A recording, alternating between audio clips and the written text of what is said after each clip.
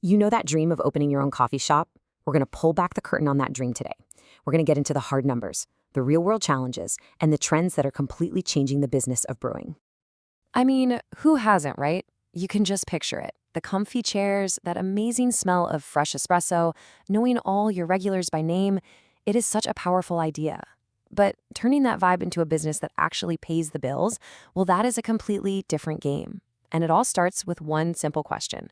What is a coffee shop actually worth? So let's get right into it. We're shifting gears from the cozy feeling of a cafe to the cold, hard financial facts that determine its price tag. Now, at first glance, the numbers for the entire U.S. coffee industry look absolutely massive.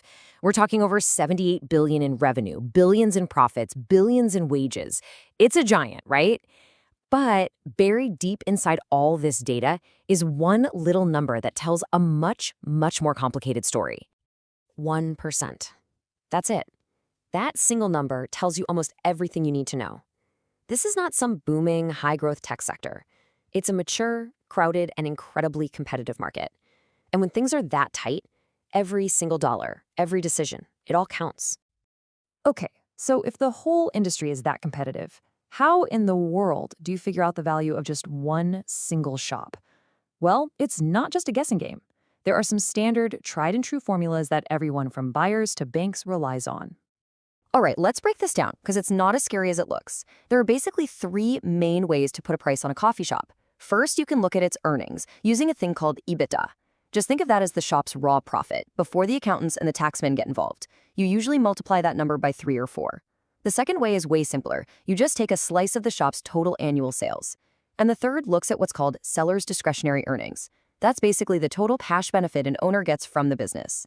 Now, the final price is usually some mix of these, but they all point to the same basic truth. A coffee shop is only worth what it earns. So, if a shop's value is all tied to its earnings, the next obvious question is, how does it actually make any money? Well, that comes down to a daily, constant battle against costs. This is where the dream of owning a cafe runs headfirst into a spreadsheet.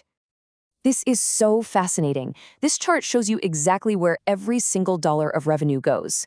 And just look at those two biggest slices. Cost of goods, that's your coffee, your milk, your cups, and wages. Right out of the gate, those two things eat up about 65% of all the money that comes in the door. So after you pay for all the beans and the milk, you're left with what they call a gross profit margin. Ideally, it's a pretty healthy-looking number, somewhere between 65 and 72%. Sounds great, right? But hold on. You haven't paid your baristas yet. You haven't paid your landlord. You haven't even paid the electricity bill. And this is where that big number starts to shrink fast. Now let's talk about the biggest fixed cost you have, your location. There is a golden rule in this industry, and it's that your rent should never be more than 10% of your sales. If you go over that, you are in the danger zone. Why? Because it's the one cost you can't change month to month, and it leaves you absolutely no room for error anywhere else. Next up, labor. A really well-run coffee shop is always aiming for this magic number, keeping its total payroll, wages, taxes, the whole shebang, right around 30% of its sales. It's a constant balancing act, isn't it? You need enough people to keep your customers happy, but not so many that your biggest variable cost sinks the whole business. So, after all that, after you've paid for the coffee, paid the staff, paid the rent, what is actually left over? Well, this is the reality check. A net profit margin of just 2.5% to 6%. To put that in perspective, for every $5 latte you sell, the owner might only pocket between 12 and 30 cents. This is a business built on selling a lot of coffee with incredible efficiency. But hey, running a tight ship is only half the battle. You also have to keep up with who's actually buying the coffee. Because, let me tell you, their tastes are changing dramatically. And this illustrates the big shift perfectly. You've got this huge generational divide. According to the National Coffee Association, older drinkers are twice as likely to just want a simple, straightforward cup of coffee. But the younger drinkers, they are driving the entire market for specialty drinks, for cold brew, for coffee that has a story behind it. And here is exactly why that matters so much. While that overall market growth we saw is basically flat at 1%, look at this. Coffee drinking among 18 to 24-year-olds has exploded by 40% in just a few years. This is the future of your customer base, and they want something totally different. So all of this brings us to the future. To survive those razor-thin margins and win over that new generation of customers, the modern coffee shop has to evolve. It has to blend new technology with its old-school role as a community hub. So you have to think of the modern coffee shop less like a cafe and more like a small tech company. I mean, contactless pay and mobile ordering, that's table stakes now. The really smart shops are building a whole digital world around their coffee, with loyalty apps and even memberships to keep you coming back.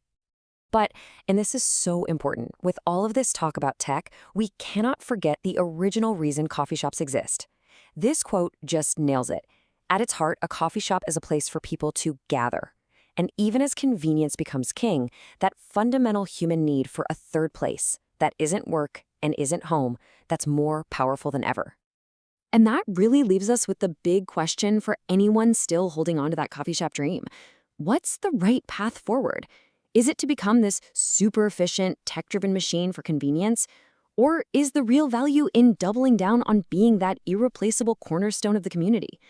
The truth is, the shops that truly succeed from here on out will probably have to be absolute masters of both.